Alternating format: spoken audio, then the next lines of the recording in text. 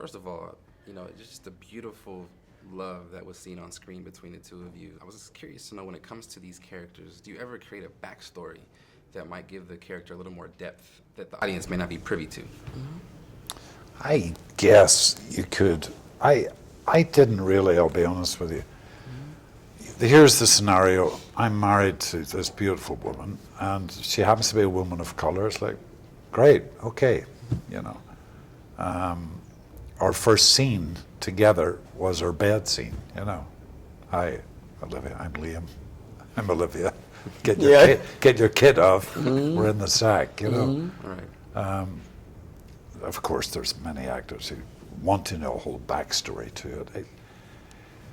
It wasn't that important to me, other than the fact that he was crazy about her, or she was crazy about him at one stage, and they fell in love and got married, and they had this child together.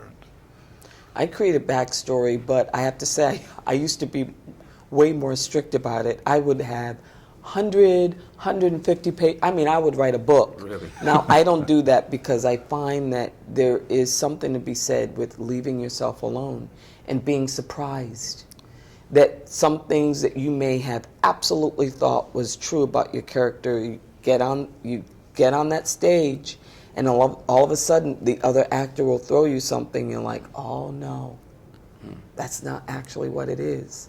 So I try to do that less. For sure. Steve McQueen, obviously just an amazing director and person. Was there anything that you guys took away from the set that you feel like you'll be able to remember forever when it comes to working with him, or something that you learned from him? I loved his passion.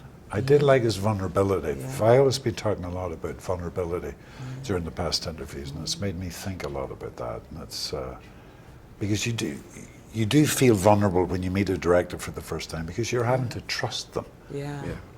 Your face is going to be on that screen for 2 hours, whatever it is, But Steve was very, very unique.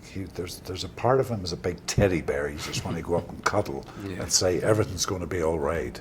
Yeah. And then he'll say something to you that he sees right through you.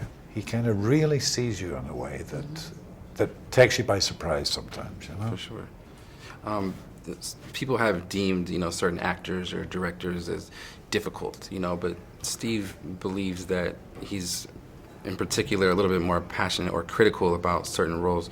Have you ever experienced, that difficulty when you actually look at it beneath its layers? You realize that this is just a true passion, when it comes to the love of the craft, whether it's with an actor or a particular director? Oh yeah, I do. I see it more and more now that I'm, older too, because I feel like I understand human behavior before. I never really critiqued it in the past. I just thought, you got to show up. The show must go on. You got to do everything the director says. Right. Blah blah blah blah blah. So if anyone went against that, I was like, oh wow, they're difficult. But now because I have more experience. It's like someone said today, when you